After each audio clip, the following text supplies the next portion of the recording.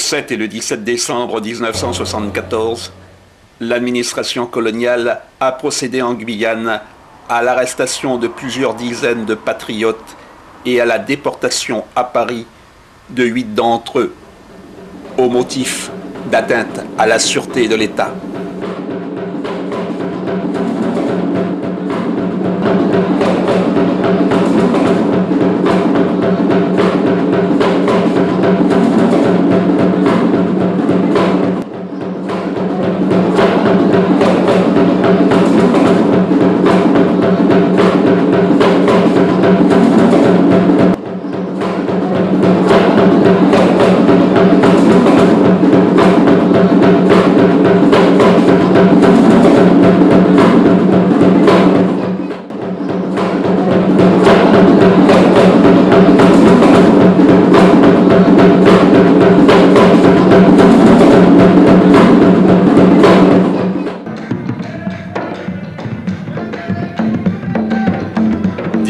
En 1970-1973, de nombreuses revendications syndicales et politiques mettent dans les rues de Guyane, principalement à Cayenne, les travailleurs et la population.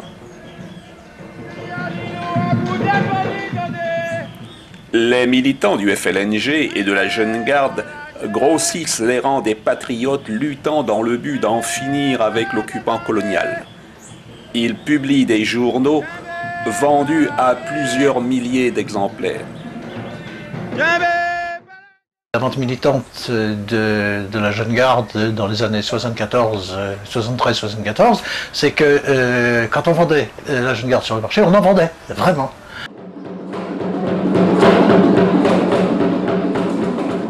Cauca a touché une large fraction des populations.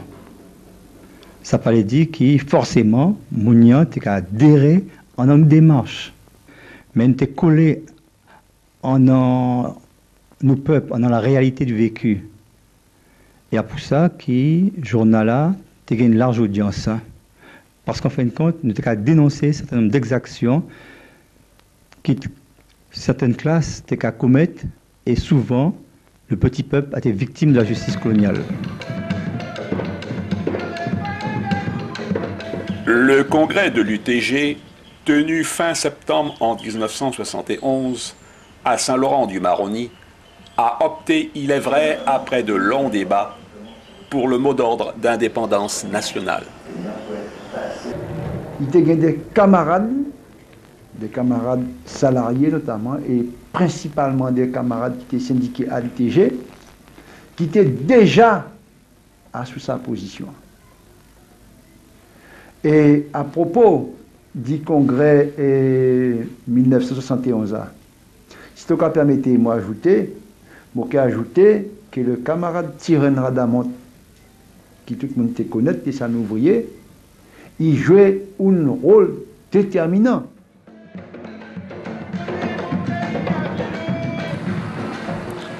Le mouvement guyanais de décolonisation Moguide opte dès 1973 pour l'intégration aux masses et cherche à s'implanter dans tout le pays. Ces méthodes de propagande sont à cette époque très efficaces. C'est un véritable parti indépendantiste.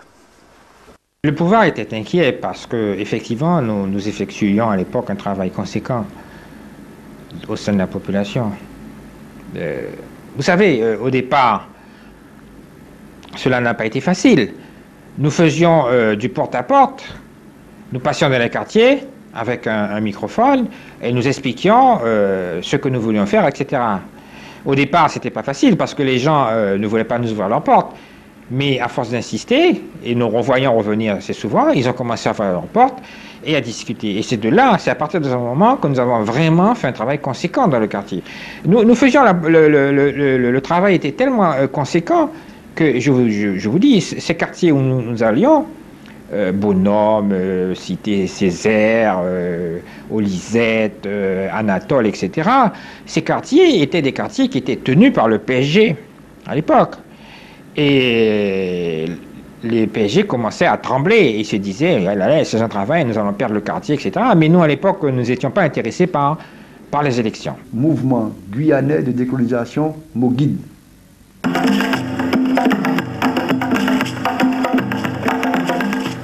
Un premier mouvement d'importance qui était agi à visage découvert et puis qui arrivait rallier une bonne partie de la jeunesse et peut-être même une bonne partie de la population guyanaise à sa mot d'ordre d'indépendance nationale. Le 10 septembre 1974, l'arrivée de Stearns, secrétaire d'État aux colonies, déclenche de nombreuses et hostiles manifestations.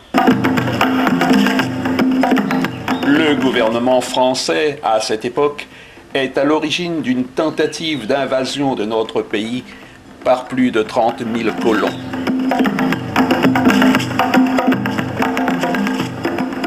Dans la matinée du 11 septembre 1974, la population veut à tout prix s'approcher des lieux de décision, préfecture et conseil général.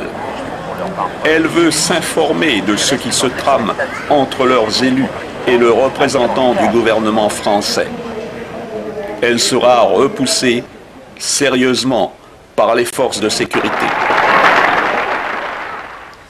C'est alors que les organisations indépendantistes, Moguide, FLNG et Jeunes Gardes mobilisent cette jeunesse qui va harceler partout dans Cayenne les forces de répression. Le cortège officiel préfectoral sera attaqué et la voiture ministérielle rendue inutilisable.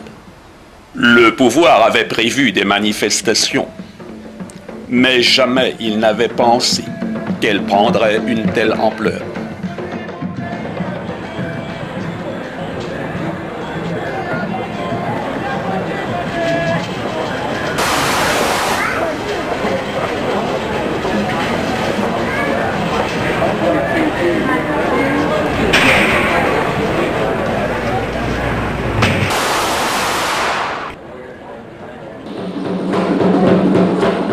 Le 17 septembre 1974, le mouvement guyanais de décolonisation Moguide tient un meeting à Cayenne dans la salle du foyer laïque. C'est un succès. Plus de 600 personnes viendront entendre le programme de ce parti, premier parti indépendantiste de Guyane. Le Moguide s'était présenté, il avait fait une grande réunion dans la salle du foyer laïque où il y avait un monde fou, d'ailleurs la salle était pleine, ça débordait de partout. Et c'est l'une des premières fois où on a parlé d'indépendance en public, à mon avis. Parce qu'avant, on parlait surtout d'autonomie, on parlait d'autre chose, et là, d'un seul coup, on a parlé d'indépendance. Et manifestement, le mot prenait, les gens en voulaient. Il tient ce jour-là à ouvrir avec toutes les organisations politiques les prémices d'un débat sur les voies de la décolonisation en Guyane.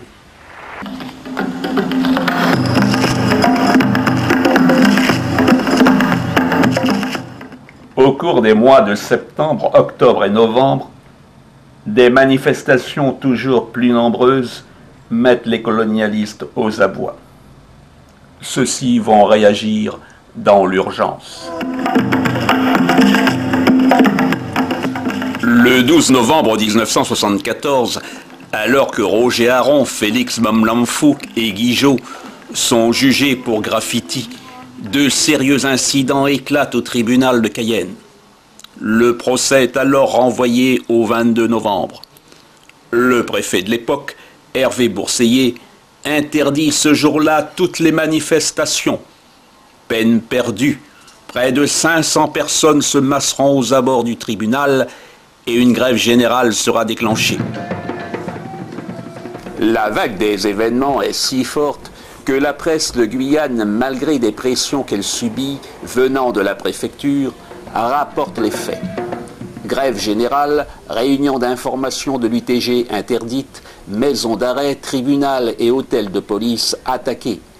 Grève des enseignants suivie à 80%, intervention récurrente des forces coloniales.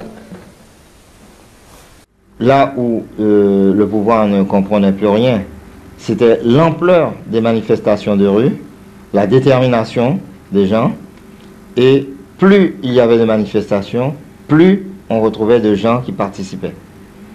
Et pour eux, ils étaient arrivés au stade de se dire que nous étions une organisation puissante qui était capable de mettre le feu aux poudres à n'importe quel moment et de les mettre en défaut.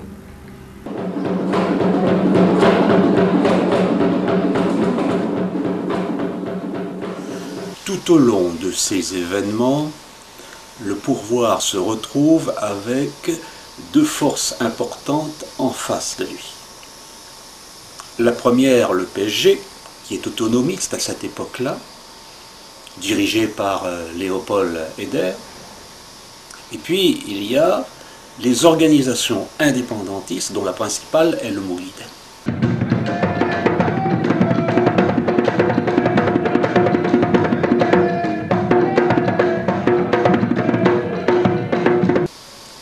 Et même s'il y a des divergences entre les autonomistes et les indépendantistes, pour le pouvoir, ils ne forment pratiquement qu'un. C'est une opposition guyanaise à un pouvoir colonial présent.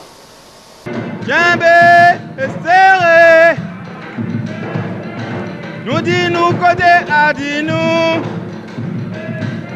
Si a dit nous, faut nous défendre, attendez.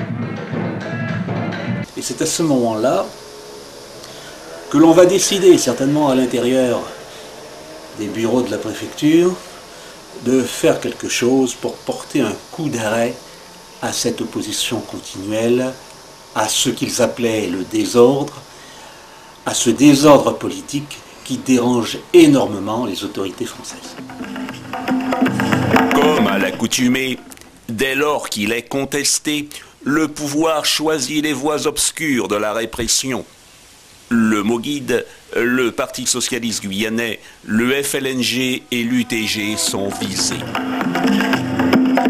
Le complot colonial prend alors forme. On fait courir le bruit que les indépendantistes préparent des enlèvements d'enfants de fonctionnaires de la police. Le directeur de la police, Salares, pensait qu'on voulait lui enlever ses enfants pour le faire chanter et que tout cela avait un but politique.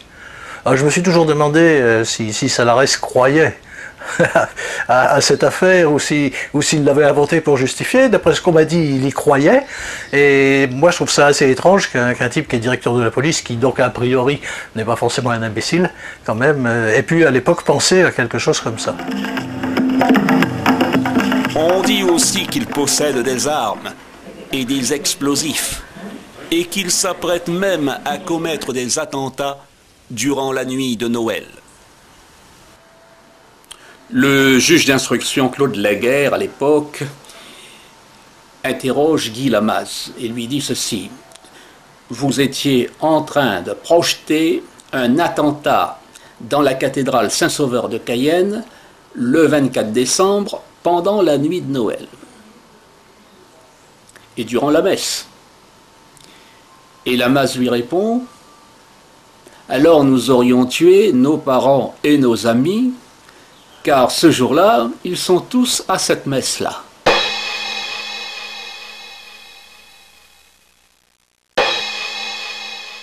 En sa période, le mouvement indépendantiste a été organisé en ce sens. Et pour ça, que tout le monde dit, a été un complot. D'ailleurs, pas un pièce élément palpable et fiable en ce sens. Il a créé un complot pour discréditer le mouvement indépendantiste qui existait dans le pays.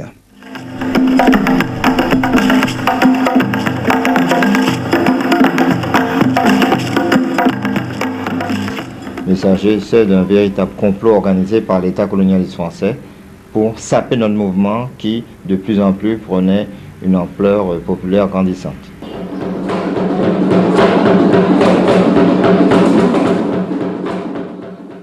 On peut penser que le colonialiste a choisi d'arrêter Samounian parce que à Samounian il était qu'à craindre plus.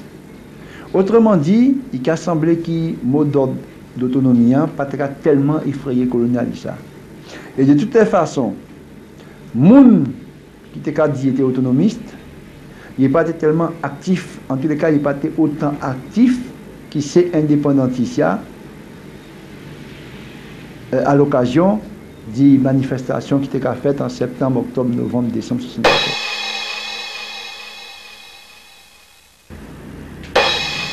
J'ai été arrêté le 8 décembre, vers 10 heures, au lycée Félix Éboué, là où j'enseignais. Ce lycée était à l'époque là où est situé présentement le collège Nonon. Je voudrais rendre hommage au proviseur de ce lycée de l'époque, M. Léonceau, qui est un homme de très grand courage. Parce que les gendarmes sont venus m'arrêter et le proviseur, M. Léonceau, a interdit aux gendarmes de pénétrer dans le lycée. Il leur a dit, si vous voulez arrêter quelqu'un, vous l'arrêtez en dehors de mon établissement. Vous n'entrerez pas dans mon établissement.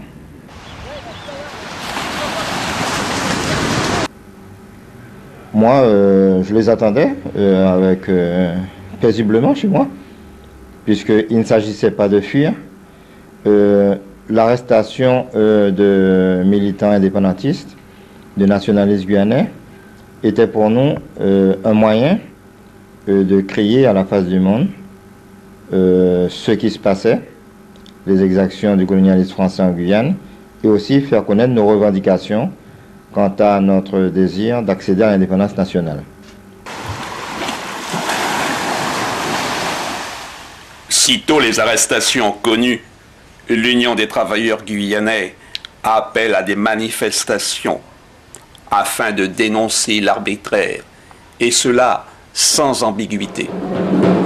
Le Parti socialiste guyanais, lui aussi, soutient les patriotes et demande leur libération. En France, principalement à Paris, les responsables de l'Union des étudiants guyanais, Antoine Karam, Eugénie Rézère, Alex Wemer, ameutent l'opinion publique par de nombreux meetings. La diaspora des Guyanais en France apporte son plein soutien aux prisonniers guyanais. À Paris, nous étions des étudiants guyanais très engagés, anticolonialistes.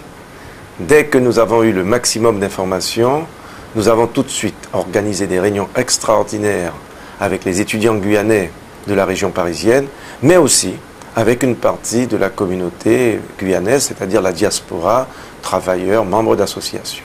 Notre objectif était de mobiliser l'ensemble des Guyanais, l'ensemble des Martiniquais, l'ensemble des Guadeloupéens, tous les anticolonialistes regroupés dans la région parisienne, pour faire connaître à la France la situation de la Guyane. Et nous avons atteint notre objectif.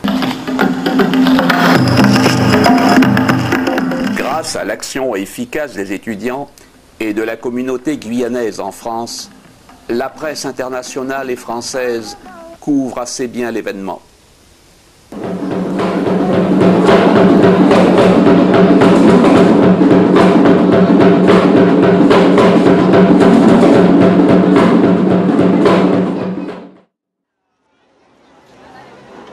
Ces jeunes compatriotes guyanais, ces militants, ces dirigeants guyanais arrêtés, déférés devant la Cour de sûreté de l'État, Cour d'exception, qui du reste sera abolie en 1981 par M. Robert Badinter, ça sera un des premiers gestes du gouvernement Mitterrand, profiteront de ce procès, ceux qui devaient devenir un procès, pour en faire une tribune, pour en vérité dénoncer les pratiques coloniales de la France en Guyane. Et l'objectif a été atteint, car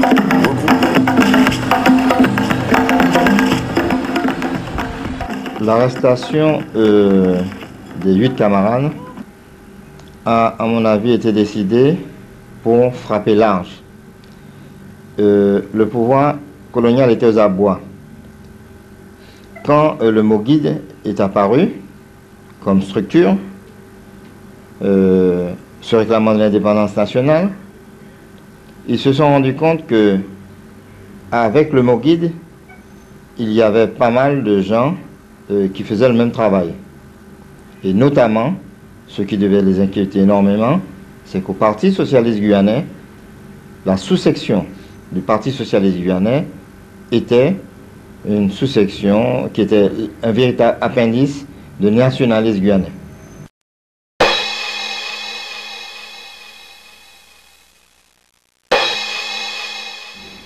Et dans le choix, ils ont d'abord frappé des gens qui faisaient des journaux. Bat Félix, qui avait la Jeune Garde. Raymond Charlotte, qui sortait Kauka. Nous-mêmes, nous sortions Tam Tam Révolution. Le Homo Guide, il y avait Picaret, avec les textes essentiels. Et ça, c'était déjà la première chose, frapper tous ceux qui étaient capables de publier, de mobiliser par la voie de journal, par la voie de tract. En plus, il y avait maintenant le type des organisations. Les organisations qui devaient être brisées, il s'agissait du Moguide. Ils avaient arrêté 4 éléments du Moguide. Et il s'agissait de briser aussi les éléments de la sous-section du Parti socialiste guyanais. Et c'est ainsi qu'ils avaient arrêté 2 éléments du Parti socialiste guyanais.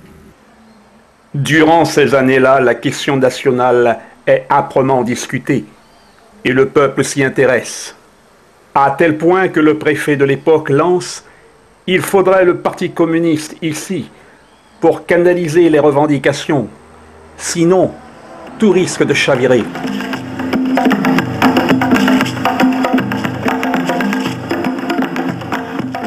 La question débattue à l'époque n'était pas oui ou non pour l'indépendance, mais pourquoi et comment l'indépendance?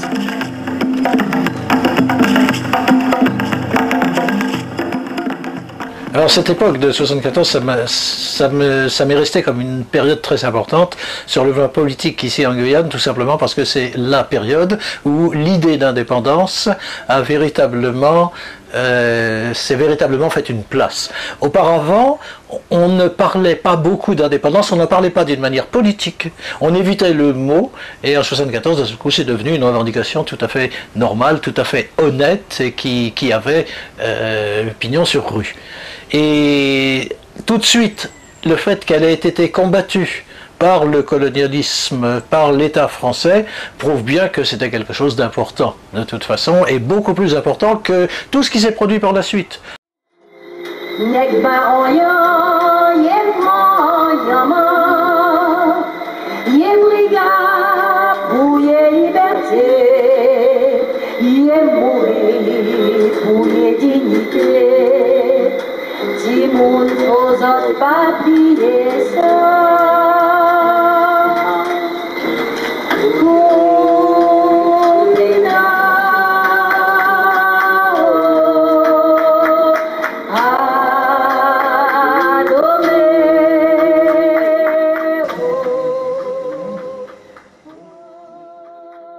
Samedi 21 décembre,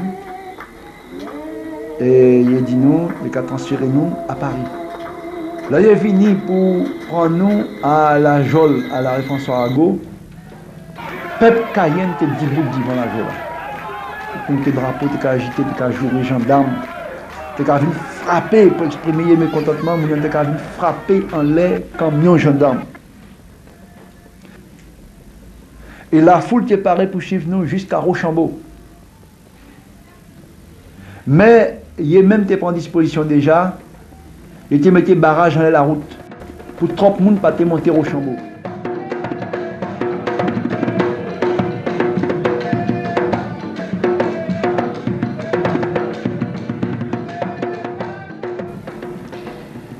Donc les gens se sont mobilisés autour de la préfecture, etc. Les élèves se sont mis en grève, etc. Il y a eu un très grand mouvement de solidarité. Donc une dizaine, une vingtaine, une trentaine de camarades se sont approchés de l'aéroport et nous avons clairement pu les voir lorsque nous étions dans l'avion. Nous avons vu notre drapeau qui flottait, tenu par certains camarades et qui nous faisait non pas un adieu, mais un au revoir.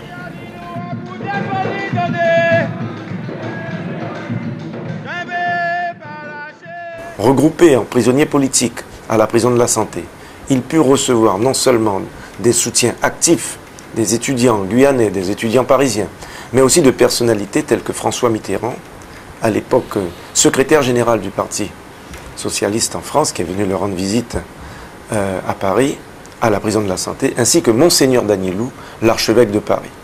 Il faut savoir que Léopold Eder, sénateur de la Guyane, maire de la ville de Cayenne, de Paris, organisait avec nous un certain nombre de choses pour que nous puissions faire tout pour sortir nos camarades de prison.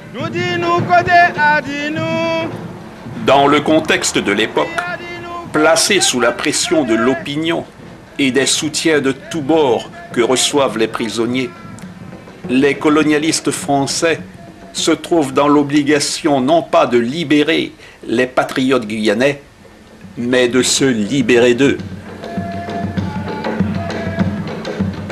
Parti le 21 décembre 1974 par la force de l'occupant, les 8 prisonniers déportés, emmenés en France à la prison de la Santé au motif d'atteinte à la sûreté de l'État, reviennent dès janvier 1975 dans leur pays et ovationnés par leur peuple. Signaler que le pouvoir ne voulait pas que nous retournions tous ensemble. Il voulait nous faire revenir un par un ou par petits groupes, deux par deux ou comme ça. Et nous avons été accueillis par notre peuple dans une liesse extraordinaire. Ça va me marquer toute ma vie, cette histoire-là. Ce retour, je ne dirais pas un retour triomphal, mais je dirais la reconnaissance de notre peuple envers ce que nous avions fait et qui montrait par là même qu'il ne croyait pas un mot à ce pouvoir colonial, qui avait compris qu'il s'agissait d'un complot, mais d'un complot venant du pouvoir colonial.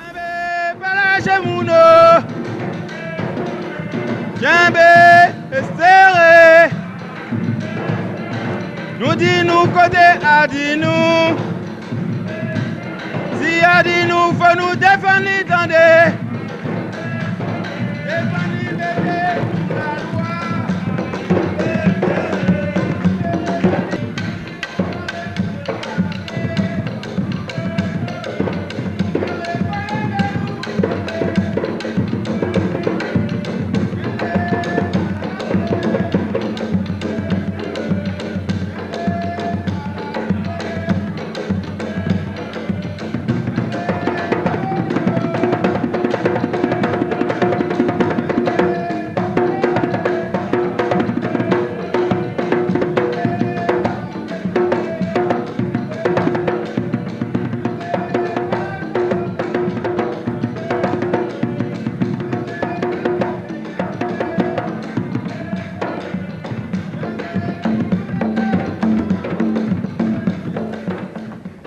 La dignité se gagne par la lutte, celle qui a commencé en Guyane il y a 4 siècles, dès l'invasion des forces coloniales, ne prendra fin qu'avec leur départ et l'accession de notre pays à l'indépendance nationale.